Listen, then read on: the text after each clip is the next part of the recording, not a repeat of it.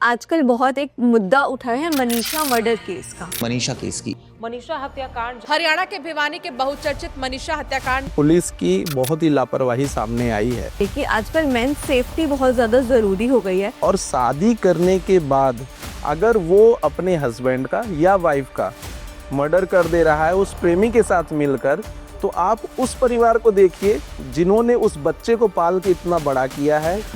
Suicide कर ले रहे हैं। अभी एक आप बेंगलोर के रेकी का केस 1 साल पहले जो सुभाष नाम का था, आप देखे होंगे, उसकी वाइफ ने 4 करोड़ रुपए मांग लिए थे।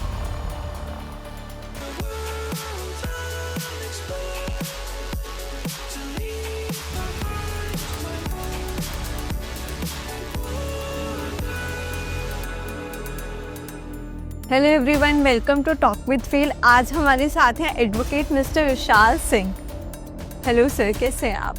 मैं बहुत अच्छा हूँ। सबसे पहले मैं आपको और आपकी टीम को बहुत बहुत धन्यवाद करता हूँ कि आपने हमें अपने शो पे बुलाया जी। And it's very good thing कि आप ऐसे लीगल इश्यूज को भी उठा रहे हैं जो कि समाज के लिए लोगों में अवेयरनेस फैलाएगा और समाज के लिए बहुत ही अच्छा है।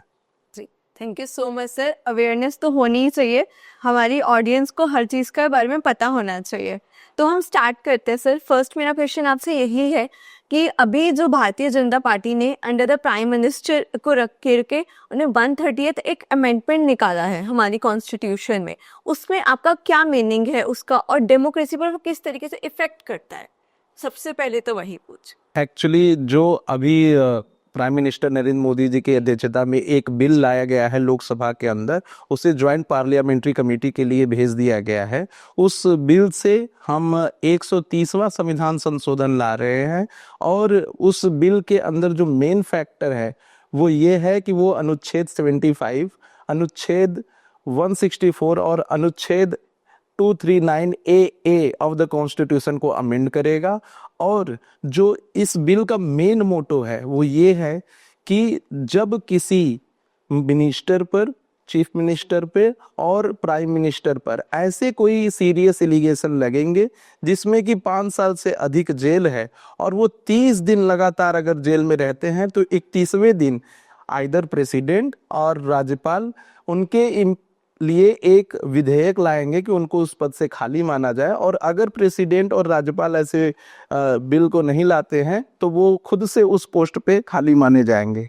जी नहीं, ये बहुत ही एक अच्छा एक्ट है और ये आगे जनता की भलाई के लिए ही लाया गया है। तो इस पर डेमोक्रेसी पे क्या इफेक्ट दे रहा है?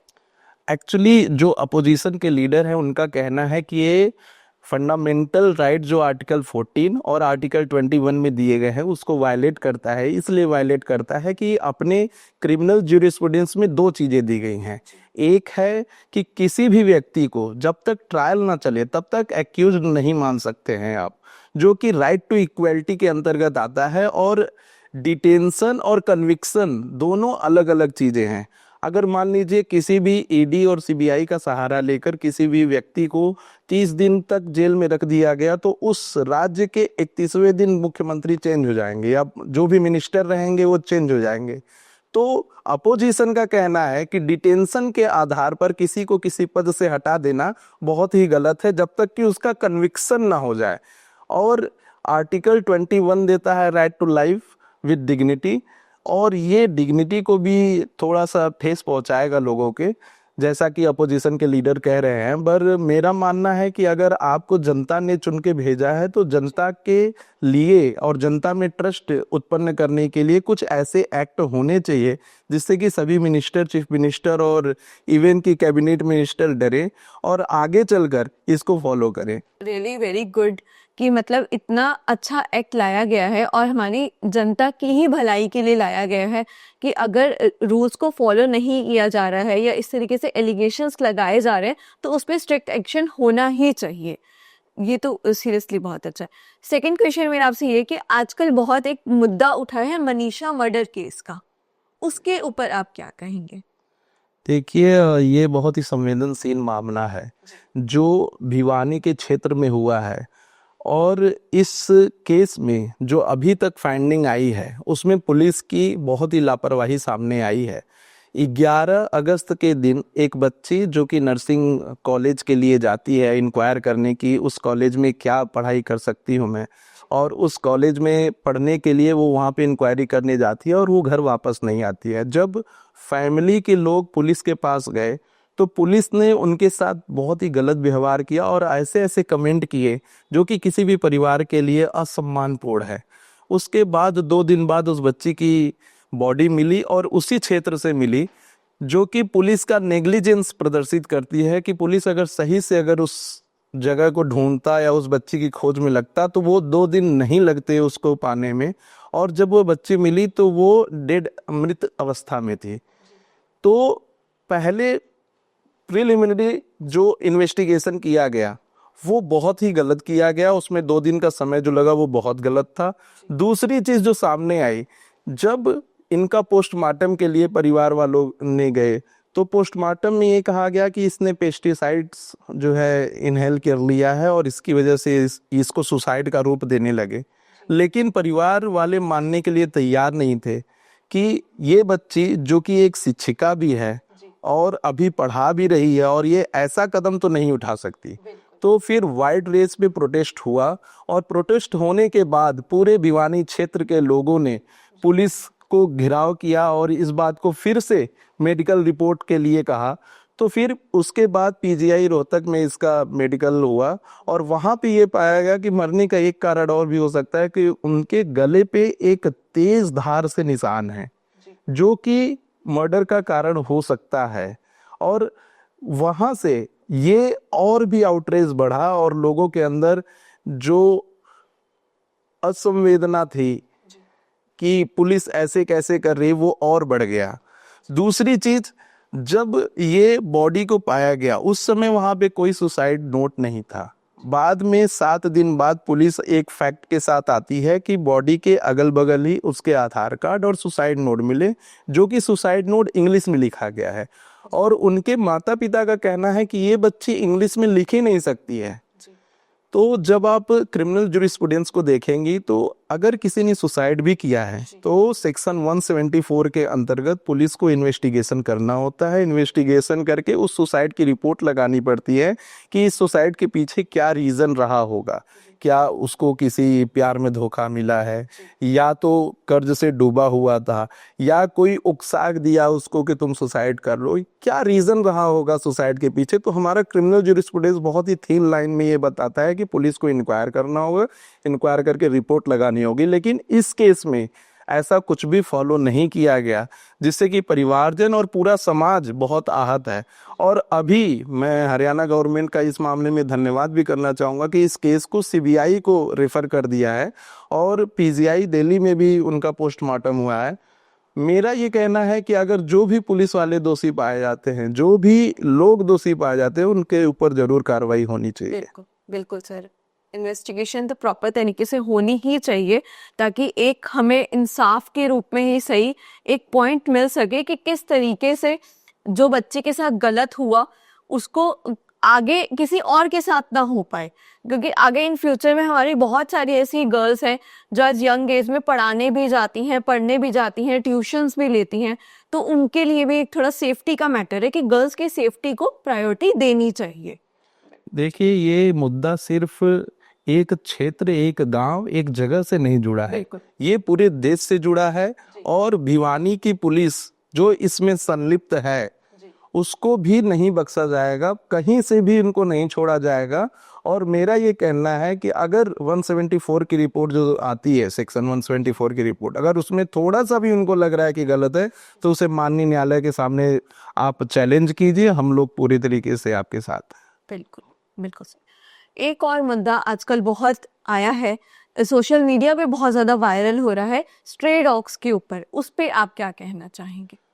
देखिए, विगत 11 अगस्त के दिन सुप्रीम कोर्ट की एक बेंच ने सो मोटो एक्शन लेते हुए ये आदेश म्युनिसिपैलिटी को दे दिया था, एमसीडी को, कि जितने भी स्ट्रे डॉग्स हैं उनको पकड़कर आप 8 वीक के अंदर जितने भी स्ट्रे डॉग्स हैं उनको पकड़कर आप ले जाइए, उनको स्टेरिलाइजेशन कीजिए, उनको जो भी वैक्सीनेशन करना है वैक्सीनेशन कीजिए और उनको अपने यहाँ एक शेल्टर हाउस बना के रखिए। इसके बाद इस जजमेंट का काफ़ी ज़्यादा विरोध हुआ और बहुत प्रोटेस्ट चला पूरे दिल्ली में। पूरे देश से एनिमल लवर आ गए थे और जितने भी पशु के लिए डॉग लवर और पशु लवर थे वो पूरे कंट्री से इकट्ठा हो गए थे दिल्ली में। तो सबसे पहले ये बात मैं कहना चाहता हूँ कि इस देश की यही खासियत है कि यहाँ इंसान के लिए लोग इकट्ठा होते हैं और पशुओं के लिए भी लोग इकट्ठा होते हैं। यूनिटी तो बहुत है जी। हमारे देश में। तो इस जजमेंट के बाद जब प्रोटेस्ट शुरू हुआ तो ऑनरेबल सुप्रीम कोर्ट के समक्ष कई सारी पिटीशन पड़े जो कि डॉग लवर ने किया और एनजीओ ने फाइल किया।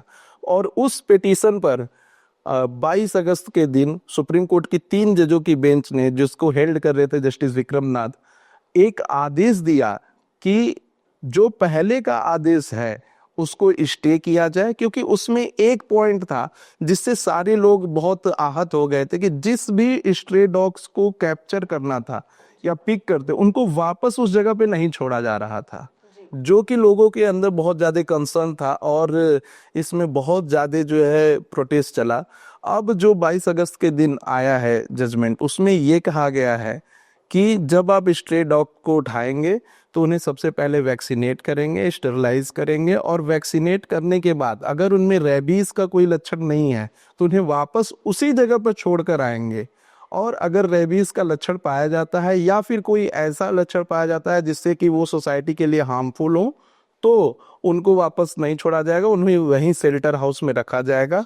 इसमें एक चीज और माननीय सुप्रीम कोर्ट ने नोट किया है कि जितने भी ऐसे डॉग्स होंगे उनके लिए जो स्ट्रीट फीडिंग की व्यवस्था की जाती है वो नहीं की जाएगी कि कहीं भी रोड पर खिलाने लगते हैं या फिर उनको एक जगह के लिए पर्चा दिया जाता है, वैसा नहीं होगा। आपको अगर करना है तो आप अपने घर में करिए और नहीं तो शेल्टर हाउस बनेंगे। और जितने डॉग लवर थे उनको उनसे 25,000 रुपये और जितने एनजीओ के लोग थे उनसे 2 लाख रुपए माननीय न्यायालय ने शेल्टर हाउस बनाने के लिए लिया है और जल्द ही इस पे कार्य होगा। वाकई में इस पे कार्य होना भी चाहिए, बिकॉज सोशल मीडिया पे इतना ज़्यादा वायरल हो गया ये केस, लोग एकदम से प्रोटेस्ट करने पर आ गए। तो उनको ये भी तो देखना चाहिए ना कि जनता की सेफ्टी किस में है, और जो अब जजमेंट पास हुआ है उससे टोटली एग्री है। देखिए, सबसे बड़ी बात ये है कि ये शो करता है कि भारत एक ऐसा देश है जहां ना सिर्फ ह्यूमंस को बल्कि पशु पक्षियों को, पेड़ पौधों को भी राइट कर मिलता है और लोग उनके लिए सड़कों पे आते हैं। इसके पहले भी चिपको आंदोलन हुआ था जहां पेड़ की कटाई हो रही थी, उसको रोकने के लिए बहुत बड़े स्तर पर जो है विरोध हुआ था। तो उस समय ये सेंसिटिविटी दिखी थी और अभी पशुओं के लिए वो सेंसिटिविटी दिख रही है। तो इंसान किस तरह से अपने राइट को प्रोटेक्ट कर सकता है, अपने पालतू जानवरों के राइट्स को प्रोटेक्ट कर सकता है, इस चीज इस पे दिख रहा है। नहीं, हमारे इंडिया की सबसे बहुत खास बात है कि हम यूनिटी में बहुत ज़्यादा बिलीव करते हैं और चाहे कोई भी मुद्दा हो हम लोग यूनिटी के साथ ही उसको उठाते भी हैं, उसके लिए प्रोटेस्ट भी करते हैं और आगे भी बढ़ते हैं। Thank you so much sir. इसके आगे मैं पूछूंगी कि एक प्रेमानंद महाराज जी का एक स्टेटमेंट आया था रिगार्डिंग द रिलेशनशिप और लिव इन रिलेशनशिप, जो आजकल बहुत फेमस हो गया है यंग यूथ्स में, उसके ऊपर आप क्या कहेंगे? देखिए, प्रेमानंद महाराज जी ने जो स्टेटमेंट दिया था उसको सोशल मीडिया में और ऑनलाइन बहुत ही गलत तरीके से मिस इंटरप्रेट करके लिया गया है और जो उनका कहना था उसको काट कर और तोड़ मड़ोड़ कर पेश किया जा रहा है। प्रेमानंद जी महाराज अपने जगह पे बिल्कुल सही थे और कहीं से भी गलत नहीं थे। आप अगर किसी को लिविंग पार्टनर चूज कर रहे हैं तो आप थोड़े दिन का समय दीजिए, उनको समझिए और उनसे, उनके घर वालों से आप बातचीत करिए। अगर लगता है कि ये रिलेशनशिप आगे जाएगा तभी आप उनके साथ कोई भी रिलेशनशिप, कंसेंसुअल रिलेशनशिप को बनाइए। अगर ऐसा लगता है कि यह रिलेशनशिप या यह लड़का 1-2 दिन या 4 दिन देखने के बाद कि ये लड़का उस या यह लड़की उस स्टेज पर नहीं है कि मेरे साथ रिलेशनशिप में आगे जाएंगे, तो आप ऐसा काम ना करिए जो कि सोसाइटी को, जो कि पब्लिक को, सबको हार्म करे। जहां लिविंग रिलेशनशिप की बात आती है वहां प्राइवेसी की भी बात आती है। प्राइवेसी भी एक बहुत बड़ा मुद्दा है लिविंग रिलेशनशिप में। तो प्रेमानंद महाराज जी का यही कहना था कि आप किसी एक पुरुष के साथ, किसी एक महिला के साथ रहिए, लेकिन थोड़ा अपने रिलेशनशिप को समय दीजिए। बिकॉज जब तक आप समय नहीं देंगे तब तक आप उस इंसान को जान नहीं पाएंगे। किसी से 1 घंटे मिलना, 1 दिन मिलना, 1 महीने मिलने में आप नहीं समझ पाएंगे। और यही एक रीज़न है जो आज डाइवोर्स के इतने ज़्यादा केसेस पड़ रहे हैं। यही रीज़न है क्योंकि फैमिली में समय नहीं मिल रहा है एक दूसरे को जानने का, उनका माइंड मिल रहा है कि नहीं, उनके कंसेंट आपस में एक दूसरे के मिल रहे हैं कि नहीं, उनकी लिविंग स्टैंडर्ड मिल रही है कि नहीं, कि कौन कैसे रहेगा और कितने समय आएगा। आजकल तो हस्बैंड वाइफ दोनों वर्किंग हैं, और अगर दोनों आपस में सहमति बनाकर कोई काम नहीं करेंगे तो कितनी बड़ी प्रॉब्लम क्रिएट होगी। इसका जीता जाता उदाहरण है कि इतने सारे केसेस डाइवोर्स के फैल रहे हैं। तो मुझे लगता है कि वो स्टेटमेंट कहीं से भी गलत नहीं था, लोगों को गलत तरीके से उसे बताया गया। और एक बात आपको और भी कहना चाहेंगे, समय जो है वो काफ़ी तेज़ी से बदलता है। एक समय था आज के 5 साल 7 साल पहले जब लोग धर्म गुरुओं पर विश्वास करना बंद कर दिए थे, बाबा जी लोगों पर विश्वास करना बंद कर दिए थे। लेकिन जब से प्रेमानंद महाराज जी आए, लोगों की आस्था और बढ़ी है अपने धर्म के लिए, अपने हिंदुत्व के लिए या अपने देश के लिए। सो सर, जैसे कि आजकल रिलेशनशिप का इतना बड़ा मुद्दा उठ गया है, प्रेमानंद महाराज जी का स्टेटमेंट आ गया, लड़कियां इतना ज़्यादा प्रोटेस्ट कर रही हैं, तो उसके ऊपर आप क्या कहेंगे? देखिए, सबसे पहले तो मैं बताना चाहता हूँ कि प्रेमानंद महाराज जी का जो स्टेटमेंट आया था वो सिर्फ लड़की के लिए नहीं आया था, वो लड़कों के लिए आया था और दोनों के लिए था। वो ये जनरल न्यूट्रल स्टेटमेंट था कि कोई भी लड़का या कोई भी लड़की अगर किसी के साथ शादी के पहले 3-4 बार अगर किसी के साथ रिलेशनशिप में रह रहा है तो शादी के बाद वो क्या कर रहे हैं कि जल्दी जल्दी फिर उनको जो है डाइवोर्स के लिए फाइल कर दे रहे हैं, और जिससे केसेस भी बढ़ रहे हैं और समाज में लोगों का एक अविश्वास बढ़ रहा है शादी के प्रति। आजकल किसी भी युवा से पूछिए तो वो शादी करने के लिए तैयार नहीं है। पहले ये ऐसा नहीं होता था, अभी के समय में ऐसा हो गया है कि जो भी युवा है उससे अब अगर आप पेरेंट्स पूछते हैं कि आप शादी करना चाहते हैं तो वो पहले तो नहीं ही बोलता है, क्योंकि इतनी ज़्यादा प्रॉब्लम हो गई हैं डाइवोर्स से लेके कई केसेस में मर्डर भी हो जा रहे हैं जैसा आप जानती हैं। तो ये सब मुद्दे की वजह से ऐसी चीज़ें हो रही हैं। और लिविंग रिलेशनशिप, देखिए मैं फिर से कह रहा हूँ कि लिविंग रिलेशनशिप 2 एडल्ट के बीच में विद फुल कंसेंट बनता है। तो अगर आप किसी के साथ रहना चाहते हैं तो आप रहिए, उनके साथ समय बिताइए, उनके साथ उनको जानिए, परखिए, बाहर घूमने जाइए। जब भी आप कंसेंसुअल रिलेशनशिप में आते हैं तो उसके पहले एक थोड़ा टाइम दीजिए, उनको समझिए, समझ जाने के बाद आप फिर उनके साथ रहिए रिलेशनशिप में। ऐसा कोई नहीं मना कर सकता, इवन कि कॉन्स्टिट्यूशनल राइट्स हमें प्रोटेक्ट करते हैं कि जब 2 मेजर हैं तो उनको कोई नहीं रोक सकता कहीं भी बैठने से, कहीं भी बात करने से। तो सबसे बड़ा मुद्दा यही है कि क्या प्रेमानंद महाराज जी का बयान एक लोगों के लिए था या दोनों के लिए था? तो मेरा ये मानना है, और जैसा कि महाराज जी का बयान भी है, कि ये जनरल न्यूट्रल स्टेटमेंट था। ये लड़कों के लिए भी है, लड़कियों के लिए भी है, ये कोई पर्सनल ना ले इससे, और ऐसा नहीं है कि सिर्फ लड़कियों के लिए है। जी बिल्कुल। और सेफ्टी की ही बात चले तो आजकल अभी थोड़े टाइम पहले एक ड्रम वाला केस बहुत ज़्यादा उठा था कि लोग शादी ही नहीं करना चाह रहे थे, उनके ऊपर लोगों ने कहा था। तो आप एक एडवोकेट भी हैं और मेन भी हैं, मेरा सवाल आपसे है कि आपको लगता है कि आदमियों के लिए भी कोई रूल होना चाहिए उनकी सेफ्टी के लिए? डेफिनेटली होना चाहिए। देखिए, जितना इम्पोर्टेंट एक पुरुष के जिंदगी का है जी, उतना इम्पोर्टेंट एक महिला की जिंदगी का भी है, उतना इम्पोर्टेंट हमारे देश में एनिमल्स हो गए, पेड़ हो गए, ट्रीज हो गए, उनकी भी जिंदगी का है। तो पुरुष के लिए भी कुछ ऐसे कानून लाने चाहिए जिसमें कि वो प्रोटेक्ट रहें। अब आप इस बात को समझिए, अगर कोई लड़की या कोई लड़का किसी से प्रेम कर रहा है और उसके घर वाले जबरदस्ती समाज के दबाव में आकर उसकी शादी किसी और से करा रहे हैं, और शादी करने के बाद अगर वो अपने हस्बैंड का या वाइफ का मर्डर कर दे रहा है उस प्रेमी के साथ मिलकर, तो आप उस परिवार को देखिए जिन्होंने उस बच्चे को पाल के इतना बड़ा किया है और उसका एक लौता लड़का है, और उसको वो आगे देख रहा है कि अब मेरे बच्चे की शादी हो गई, अब इसका फ्यूचर होगा, ये सब कुछ होगा। और कुछ दिन बाद आता है कि पत्नी ने या पति ने प्रेमी के साथ मिलकर उसकी हत्या कर दी। तो आप यहाँ पे देखिए कि किसी एक परिवार का पूरा सब कुछ उजड़ जाता है।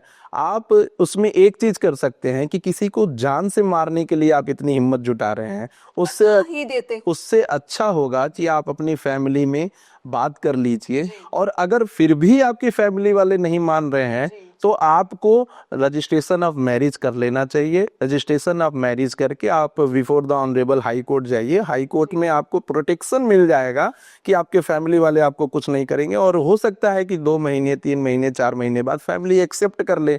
तो किसी को जान से मारकर अगर आप सोच रहे हैं कि आप बच जाएंगे तो इस देश में तो नहीं बचेंगे, कहीं ना कहीं से पकड़े जाएंगे, और जितने भी आप पाप करेंगे उसका आपको फल भुगतना है। यही ये तो है सर कि मतलब मर्डर करने से बेटर था कि अपनी फैमिली को बता ही देते, उनका एक बार कंसर्न ले लेते। वो आपकी अच्छाई के लिए ही सोचते हैं, उनका कंसर्न ले लेते और फिर शादी कर लेते। जी, वो बिल्कुल था, क्योंकि पूरी फैमिली ही खराब हो गई ना पूरी फैमिली खराब हो जाती है, और जो लवर्स होते हैं जो एक दूसरे से प्यार करते हैं उनका भी जीवन खराब हो जा रहा है। वो जेल में जाने के बाद क्या होगा, ऐसे मर्डर के केस में आजीवन कारावास ही है। तो आप बाहर तो नहीं निकल सकते ऐसे काम को करके।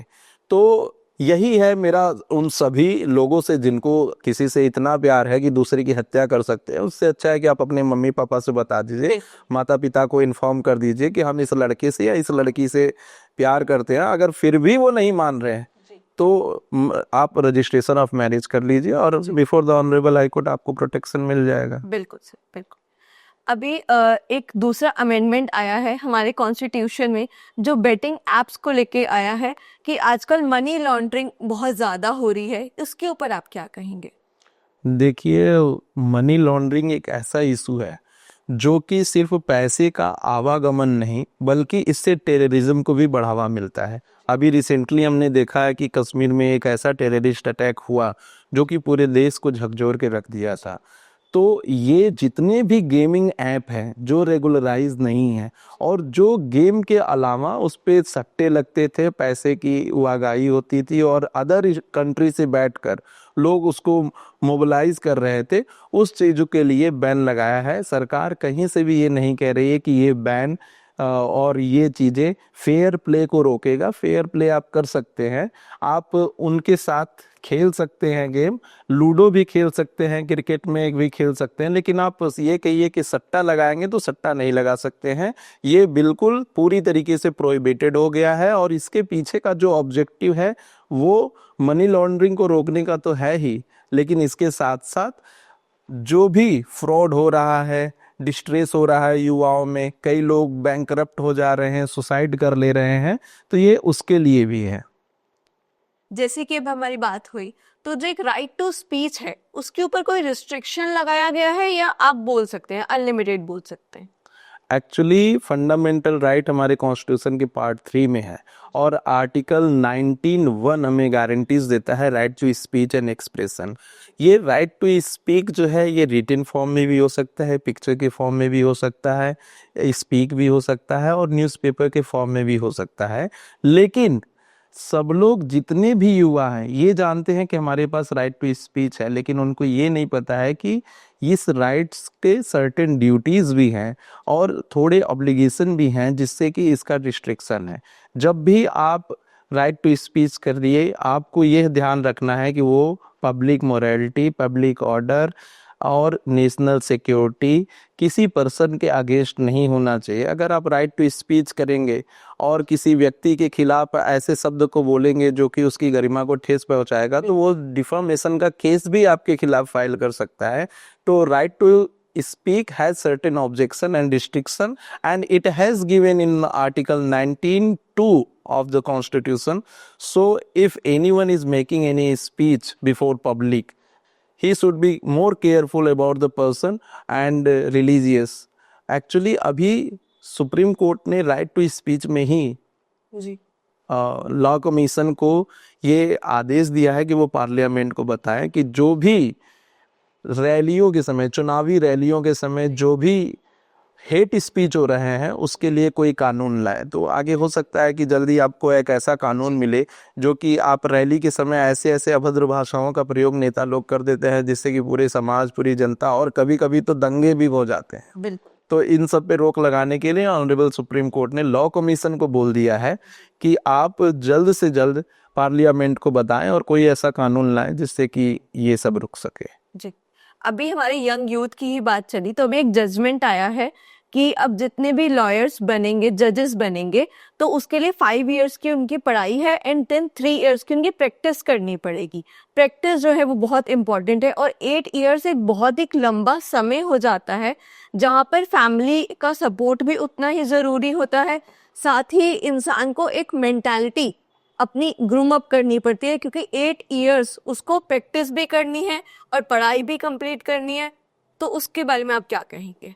देखिए, पिछले दिनों 20 मई को ऑनरेबल सुप्रीम कोर्ट की एक बेंच ने सेट्टी कमीशन की रिपोर्ट जो 1999 में आई थी उसको बताते हुए ये कहा है कि जब कोई भी जज जो एंट्री लेवल का जज है वो किसी पर्सन के राइट्स को डिफाइन करता है, किसी एक्यूज्ड के राइट को डिफाइन करता है, किसी की प्रॉपर्टी मैटर को डिसाइड करता है, तो उन्हें कुछ प्रैक्टिकल नॉलेज होने चाहिए उस कानून के लिए।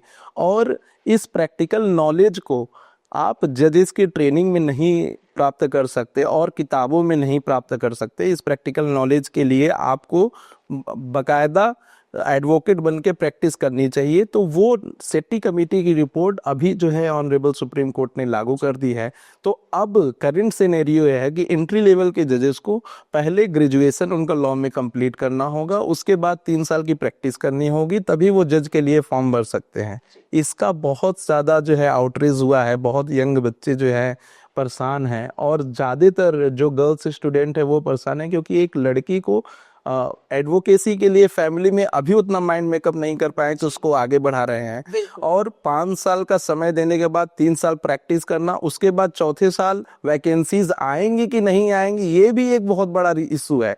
अगर 3 साल का नियम बनाया जा रहा था तो वैकेंसी को रेगुलराइज करनी चाहिए थे कि हर साल पे आए, या इसका एक और भी ऑप्शन हो सकता था कि जब भी बच्चा ग्रेजुएशन कर ले वो मुंसिफ जज का एग्जाम दे दे, जज बनने के बाद वो जो भी प्रैक्टिस करे उसमें उसको 40% या 50% उसके सैलरी का मिलता रहे और पूरा कानून को पब्लिक प्रोसिक्यूटर के पास, एपीपी के पास उसको पूरा प्रैक्टिस करना चाहिए। और इससे क्या होता कि बच्चों को में जो डिस्ट्रेस है अभी, जो वो हताश हो गए हैं इस जजमेंट को देख के, वो हताशा रह जाती।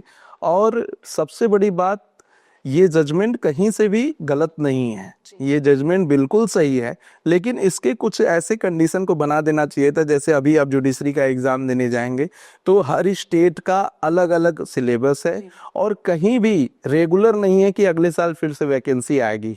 तो बच्चे बहुत मेहनत करते हैं। अभी रिव्यू पिटीशन भी इस पे डला हुआ है, कई सारे बच्चों ने रिव्यू पिटीशन लगवाया है और उनका रिव्यू पिटीशन में एक ही मांग है कि जो बच्चा इतना मेहनत करके लॉ की डिग्री कंप्लीट करता है फिर जज का एग्जाम निकालता है, इसका मतलब है कि वो रॉ मटेरियल नहीं है, उसके पास नॉलेज है और नॉलेज दोनों लेवल पे है, प्रैक्टिकल एंड प्रोसीजरल।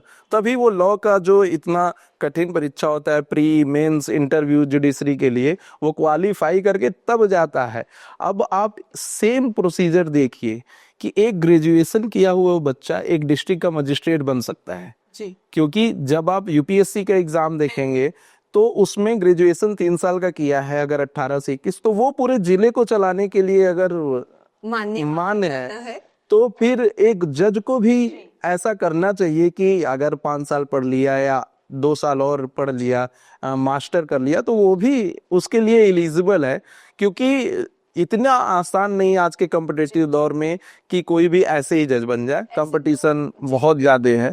तो बच्चे भी डीमोटिवेट हो जाएंगे कि हम इतना 5 ईयर का पढ़ाई कर रहे हैं, फिर हम 3 इयर्स की प्रैक्टिस कर रहे हैं और एग्जाम रेगुलर नहीं हो रहे हैं, डीमोटिवेशन एक बहुत ज्यादा आ जाएगा। अभी बच्चों में बहुत ज्यादा डीमोटिवेशन है। मेरे यहाँ बहुत सारे इंटर्न ऐसे आए हुए हैं जिनके कॉलेज वाले भी कह रहे हैं कि अब तो 3 साल की प्रैक्टिस के बाद ही जज बनना है, तो तुम इंटर्नशिप भी क्यों करने जा रहे हो।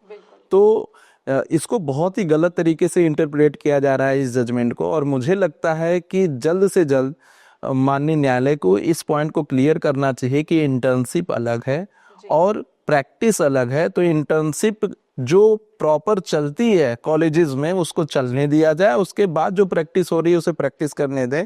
और अगर ये ऐसा कानून नहीं आया तो सबसे ज़्यादा इफेक्टेड मुझे लगता है कि महिलाएं इससे हो रही हैं। बहुत सी ऐसी बच्चियां हैं जो लॉ की पढ़ाई इसीलिए कर रही थी क्योंकि उनको जज बनना था, लेकिन अभी उनके फैमिली वाले इस जजमेंट से इतने ज़्यादा दुखी हैं कि वो उनका पढ़ाई डिसकंटिन्यू कराने के लिए भी तैयार है। क्योंकि इतना लंबे समय आ जाता है और एक गर्ल के लिए 8 साल वेट करना, और मतलब फैमिली सपोर्ट एक बहुत ज़रूरी है, और फैमिली उस चीज़ को लेकर नहीं मानेगी कि हमने आपकी ग्रेजुएशन कराई, उसके बाद आप 8 साल और वेट कर रही हैं, उसके बाद आप जज बने। मतलब एक वो एज फैक्टर गर्ल्स में आ जाता है कि एक एज में आप मैरिज करेंगी, फिर एज में आप करियर सेटअप करेंगी, तो एक गर्ल्स के लिए थोड़ा सा एक्चुअली जो मेन इशू है इसमें, ये पता ही नहीं है किसी को कि 3 साल के बाद चौथे साल वैकेंसी आएगी कि नहीं आएगी। अगर 3 साल ऐसे प्रैक्टिस कर लिया, जैसे ही उसके प्रैक्टिस कंप्लीट हुई कि अब वो एलिजिबल है जुडिशरी का फॉर्म भरने के लिए, और आगे के 2 साल या 3 साल वैकेंसी ही ना आए, तो फिर वो बच्चा क्या करेगा? जिसका मेन मोटो ही जज बनना है, वो बच्चा क्या करेगा? तो ये बहुत लंबा एक हाँ इफेक्ट पड़ा है। बहुत बड़ा इशू है अभी लॉ के स्टूडेंट्स के बीच, और मुझे लगता है कि जल्द से जल्द इस पे कुछ अच्छा माननीय न्यायालय को करना चाहिए। बिल्कुल सर, अभी गर्ल्स को लेकर ही, मैरिज फैक्टर को लेकर ही हम बात करें तो आजकल ना डिवोर्स, एलिमनी बहुत बढ़ गया है हमारे उसमें। डिवोर्स केसेस तो इतने बढ़ गए हैं, प्लस एलिमनी की आजकल बहुत ज़्यादा कि लड़कियां सोचती हैं कि हम डिवोर्स ले लेंगे, एलिमनी मिल जाएगी। उनको ये प्रोसेस बहुत इजी लगने लग गया है, उस पे आप क्या कहेंगे? देखिए, हमारे समाज की संरचना ऐसी है जी। जहां महिलाओं को ज़्यादा राइट्स दिए गए हैं, और जब एक लड़का जाता है एलुमनी के लिए, मेंटेनेंस के लिए, जब वाइफ वर्किंग रहती है तब उसे वो मेंटेनेंस नहीं मिलता, एलुमनी नहीं मिलती। लेकिन लड़की जो कि वर्किंग भी है और वो 50-60,000 अर्न भी कर रही थी, उसके बाद भी अगर मेंटेनेंस के लिए जाती है, एलुमनी के लिए जाती है, तो माननीय न्यायालय न्यायिक प्रोसीजर को फॉलो करते हुए देते हैं एलुमनी और मेंटेनेंस। तो अभी जो डाइवोर्स के इतने ज़्यादा केसेस पड़ रहे हैं, आप देखेंगे कि बहुत ज़्यादा मैरिजेस जो है सिर्फ 1 महीने या 2 महीने चल रहे हैं, और उसके बाद डाइवोर्स लेके मेंटेनेंस लेना शुरू कर दिया। मेंटेनेंस की जो पीरियड है वो अनलिमिटेड है। जैसे कि आज किसी ने डाइवोर्स के लिए केस फाइल कर दिया, अब वो ट्रायल कोर्ट में 20 साल चले, 25 साल चले, 30 साल चले, कोई मतलब नहीं है, तब तक उसको मेंटेनेंस पर मंथ देना पड़ेगा। सेकेंड चीज, जब तक आपका डाइवोर्स का केस फाइनल नहीं हो जाएगा तब तक आप दूसरी शादी भी नहीं कर सकते हैं। तो ये जो बहुत बड़ा युवाओं में एक है डिस्ट्रेस, क्योंकि एक उम्र तक आपको कंपेनियन की जरूरत होती है, चाहे लड़की हो चाहे लड़का हो, उनको जरूरत होती है कि उनका एक साथी हो। अगर आप 25 साल की उम्र में शादी करते हैं और 2 महीने बाद आपकी शादी टूट गई और डाइवोर्स के केस फाइल हो गए, और वो केस 25 साल आगे तक चला, तो एक एज होता है 25 से 50 का, उसके बीच में आपका कोई साथी ही नहीं है जिससे आप अपनी प्रॉब्लम को शेयर कर सकते हैं, अपनी खुशियों को शेयर कर सकते हैं, अपनी चीज़ों को शेयर कर सकते हैं। तो मुझे लगता है कि इस पे बहुत ही स्ट्रिक्ट कोई कानून बनाना चाहिए, और मेंटेनेंस के लिए ये होना चाहिए कि जैसा जितना दिन शादी चल रहा है उतने दिन के हिसाब से आप मेंटेनेंस को क्वांटिफाई कर दीजिए। जैसे 2 महीने शादी चला है तो 1 साल तक मेंटेनेंस दीजिए, 4 महीने चला है तो 2 साल तक दीजिए, अगर शादी 2 साल तक चली है तो 5 साल तक मेंटेनेंस दीजिए। तब तक लड़कियों को 5 साल तक आप मेंटेनेंस दीजिए, तब तक लड़की हो सकता है कुछ अच्छा कर ले। सर, जैसे कि अभी आपने बताया गर्ल्स को लेकर के डिवोर्स, एलिमनी पे है चीजें, लेकिन ऐसा ही कुछ बॉयज के लिए भी तो होना चाहिए कि आजकल मेन सेफ्टी बहुत ज्यादा जरूरी हो गई है। आजकल अगर हम किसी आदमी से पूछे तो फर्स्ट उसका यही होता है कि मैं तो शादी ही नहीं करना चाहता, बिकॉज ऑफ ड्रम केस उठा लो, या फिर इतने अफेयर्स हो रहे हैं, इतने डिवोर्स हो रहे हैं। वो सोचता है कि गर्ल आएगी, अगर रिलेशनशिप सही चला तो ठीक, वरना वो डिवोर्स फाइल करेगी, एक मेंटेनेंस मांगेगी एलिमनी के रूप में, उसे देना पड़ेगा। तो ऐसा कुछ आदमियों के लिए भी तो होना चाहिए ना कि अगर गर्ल ने डिवोर्स फाइल किया तो मेंस जो इतना नहीं अर्न कर पाते हैं, तो उनके लिए कोई मेंटेनेंस का कोई कानून है हमारे देश में? देखिए, कानून तो बना हुआ है, लेकिन जब आप माननीय न्यायालय के समक्ष प्रस्तुत होते हैं तो माननीय न्यायालय का यही मानना होता है कि आप पुरुष हैं, आप तो मेहनत कर सकते हैं, आप कमा सकते हैं, क्यों किसी लड़की से आप मेंटेनेंस मांग रहे हैं। और ज़रूरी नहीं होता है कि लड़की डाइवोर्स फाइल करे या लड़का डाइवोर्स फाइल करे तभी लड़की को मेंटेनेंस मिलेगा। कोई भी डाइवोर्स फाइल करेगा, मेंटेनेंस लड़की को देना ही पड़ता है, और लड़के हमेशा जो है इस चीज़ को देखते हैं। और जो एक इशू आप बता रहे कि अभी यंग जनरेशन के बच्चे जो हैं, जो लड़के शादी नहीं करना चाहते हैं, उनका सबसे बड़ा रीज़न ये है कि कोई मेहनत करके 1 लाख रुपए अगर महीने की सैलरी कमा रहा है, दिन रात मेहनत करके अपने बॉस के बातें सुन के अपने फैमिली में ट्रेड एंड जो भी कर रहा है, इतना मेहनत करके 1 लाख रुपए कमा रहा है। कोई किसी से शादी हुआ और शादी होने के 2 महीने बाद ही अगर डाइवोर्स हो गया तो तुरंत तीसरे महीने से आपको 50,000 मेंटेनेंस के रूप में उस लड़की को देना पड़ेगा। अब आपका देखिए, जब आप 50,000 उस लड़की को देने लगेंगे 50% ऑफ द टोटल अमाउंट, तो आपका काम करने का मन नहीं रहेगा, क्योंकि आप दिन रात मेहनत करके 1 लाख रुपए कमा रहे हैं। 1 लाख रुपए अगर 50,000 उसे दे दूं तो आपको लगेगा फिर मैं कमा ही क्यों रहा हूं जब मैं अपनी जिंदगी को जी नहीं पा रहा हूं। और इसके पीछे का ये रीजन दिया गया है कि जितनी भी गर्ल्स की नेसेसिटी है उसको आपको पूरा करना पड़ेगा, क्योंकि आपने शादी किया है। रिसेंटली एक केस आया था सुप्रीम कोर्ट में, जो कि बहुत बड़ा मुद्दा बन गया था। Before the honourable chief justice BR Gavai साहब के यहाँ आया था वो मुकदमा। उसमें 18 महीने की शादी थी और 18 महीने की शादी में लड़की का डिमांड था 12 करोड़ रुपीस, एक BMW कार और एक मुंबई के पॉश एरिया में 2 BHK फ्लैट। तो आप 18 महीने की शादी में अगर इतना कुछ मांगेंगे तो फिर कहाँ से वो हस्बैंड लाके देगा और क्यों देगा, कहाँ से देगा, ये तो मुद्दा है। क्यों देगा? जब एक शादी टूटती है तो सिर्फ गर्ल्स के या मेंस के दिमाग पे नहीं, दोनों के दिमाग पे बहुत प्रेशर पड़ता है। सामाजिक प्रेशर, सोशल प्रेशर और इकोनॉमिकल प्रेशर, सब दोनों के दिमाग पे पड़ता है। दोनों बायोलॉजिकली इक्वल हैं। तो फिर एक पुरुष के साथ ही ऐसा क्यों हो कि उसे इतना ज्यादा एलिमनी और मेंटेनेंस देना पड़े। और जब शादी टूटती है तो दूसरी जो सबसे बड़ी इशू आता है कोर्ट में कि आप दूसरी शादी नहीं कर सकते।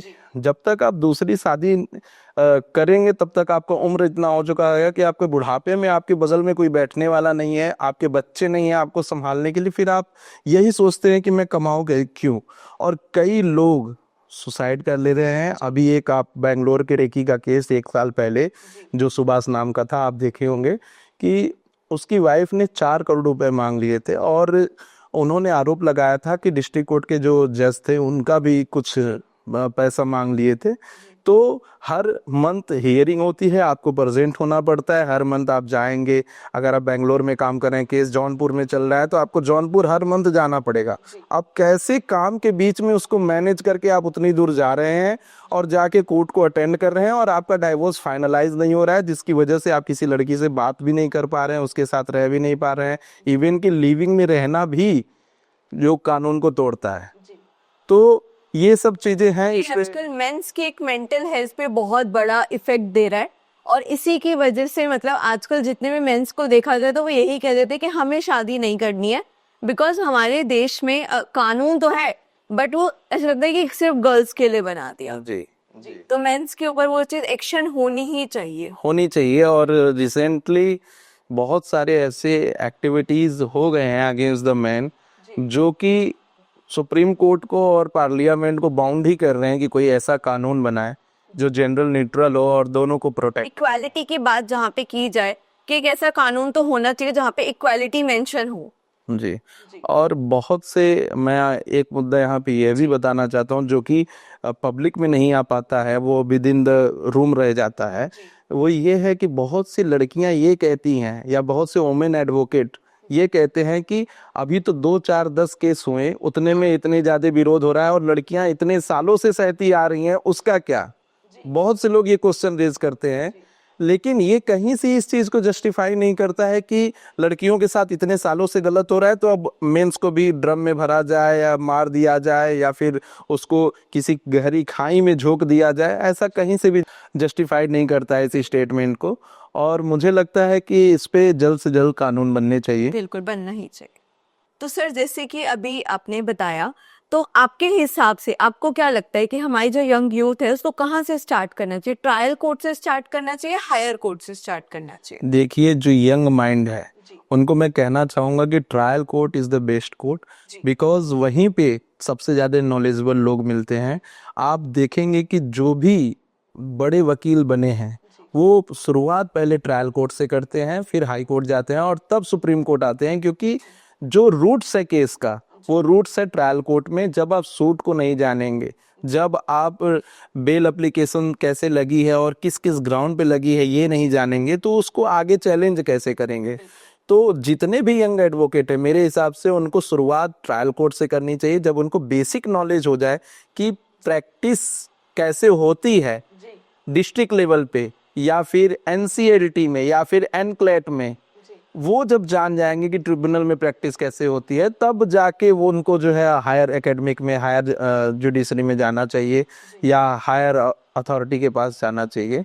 और किसी को भी डायरेक्ट सुप्रीम कोर्ट या हाई कोर्ट नहीं जाना चाहिए, क्योंकि हाई कोर्ट और सुप्रीम कोर्ट डायरेक्ट जाने से वो देखिए अपीलेट कोर्ट है, वहाँ पे एविडेंस प्रोड्यूस नहीं किए जाते, वहाँ पे वही फैक्ट होंगे जो निचली अदालत में लिए जाएंगे। तो जब तक आप अपने रूट्स को नहीं जानेंगे तब तक आगे जाके अपील कैसे करेंगे, अपील अगर नीचे से आएगा तो आप उसको चैलेंज कैसे करेंगे, उसका अपने फेवर में राइट कैसे लेंगे। तो सभी एडवोकेट को शुरुआत करनी चाहिए ट्रायल कोर्ट से, ट्रायल कोर्ट के बाद ही उन्हें आगे के लिए प्रोसीड करना चाहिए, यही एक राइट वे है। और हमारे कई सारे ऐसे सीनियर एडवोकेट हैं जो कि अभी सीनियर एडवोकेट, वाइस प्रेसिडेंट और प्रेसिडेंट भी हैं, जिन्होंने कहा है कि यंग माइंड्स और इंटेलेक्चुअल माइंड्स ट्रायल कोर्ट्स में ही मिलते हैं। आप इतने सारे मुकदमे हैं, आप अगर ट्रायल कोर्ट से शुरू करेंगे तभी आपको लीड्स जनरेट होंगे और लोग मिलेंगे, जिसके बाद आप भविष्य में हाई कोर्ट और सुप्रीम कोर्ट जा सकते हैं।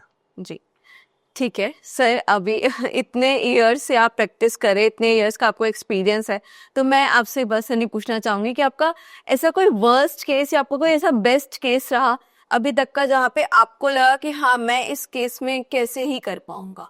देखिए, जब आप बात करेंगे बेस्ट केस में, तो एक केस अभी भी है हमारे पास जो कि दिल्ली गवर्नमेंट में चल रहा है। उसमें सर्विस का मैटर था और उस केस से रिलेटेड थे 1000 लोग।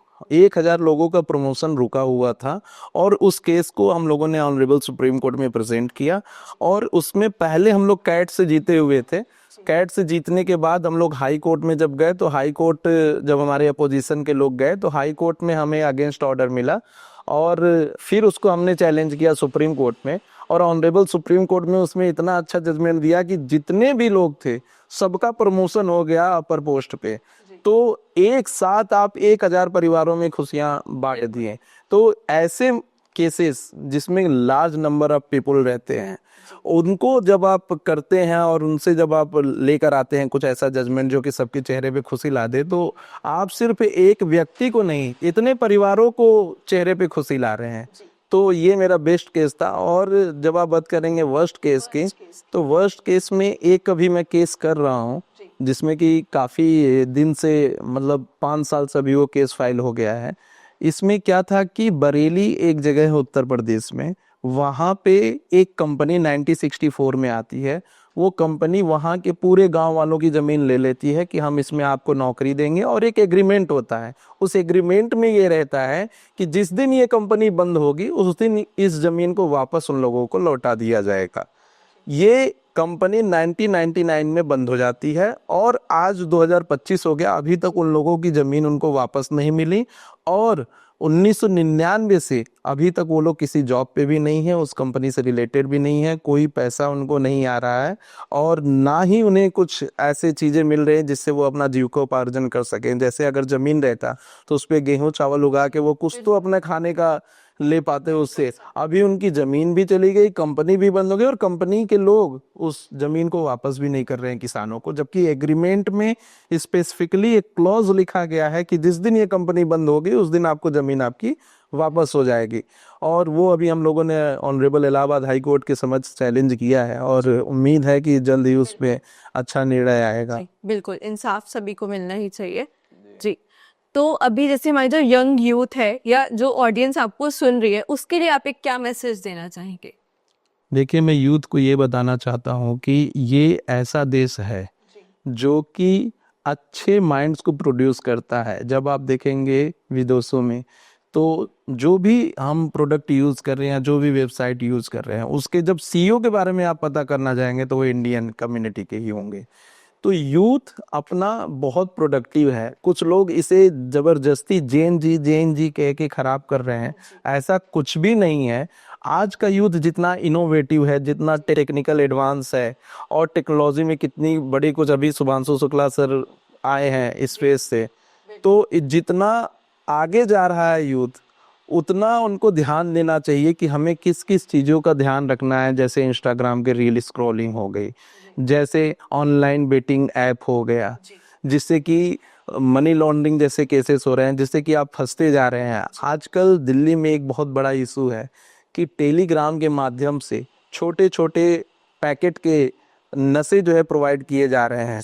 जो सूखे नशे हैं वो ड्रग्स वगैरह जो है टेलीग्राम के माध्यम से, और उसमें कई सारी यूथों को इसलिए कहा जाता है कि आप तो 18 साल के नीचे हैं, आप ये क्राइम करेंगे तो आपको तुरंत जमानत मिल जाएगी और इससे आप ज़्यादा पैसा कमा लेंगे। तो इन सब लालच में ना पड़े। यूथ बहुत ही प्रोडक्टिव है और पूरे देश की जिम्मेदारी अब यूथ के ही ऊपर है, क्योंकि ये एक जनरेशन चली जाएगी तो आपको ही आके लीड करना है। और कैसे इस देश को आप विश्वगुरु बना पाएंगे और कैसे इस देश का भविष्य का निर्माण आप कर पाएंगे, ये आपके ऊपर है। अब पूरी जिम्मेदारी जैसे होता है परिवार में होता है, जब बेटा बड़ा हो जाता है तो सारी जिम्मेदारी पिताजी उसके ऊपर दे देते हैं, वैसे एक समय आएगा जब आपको ये सारी जिम्मेदारी लेनी पड़ेगी, चाहे वो स्पोर्ट्स हो, चाहे पॉलिटिक्स हो और चाहे सोशल लाइफ हो। तो मेरा यूथ से यही कहना है कि अपना टाइम सही जगह पे उपयोग करिए और प्रोडक्टिव रहिए। मैं ये जानता हूँ कि भारत का यूथ कुछ भी कर सकता है और ये करके दिखाएगा और हमें विश्वगुरु बना के दिखाएगा। बिल्कुल, भारत में एक बहुत अच्छी खासियत है हमारी इक्वालिटी की और साथ ही साथ यूनिटी की, कि हम यहाँ पे हमेशा इक्वालिटी की और यूनिटी की ही बात करते हैं। हर मुद्दे के अगेंस्ट में हम एक बार यूनिटी के साथ ही खड़े होते हैं। अगर आपको इस वीडियो के अलावा और कोई भी जानकारी चाहिए सर से, तो आपको डिस्क्रिप्शन में एक लिंक मिल जाएगा, आप सर से कांटेक्ट कर लीजिएगा। Thank you so much sir, आपने हमारी ऑडियंस को इतनी अच्छी नॉलेज दी, हमें इतना कुछ जानने को मिला। आजकल जो ऑडियंस हमारी भटक रही है सोशल मीडिया पे ही, उसको मतलब ऐसी वीडियोस मिल जाती है जहाँ पर उनको प्रॉपर नॉलेज नहीं होती, लेकिन आपने इतना अच्छे से बताया हमारे सारे अमेंडमेंट्स के बारे में। सो हमें आपसे मिलके बहुत अच्छा लगा। धन्यवाद।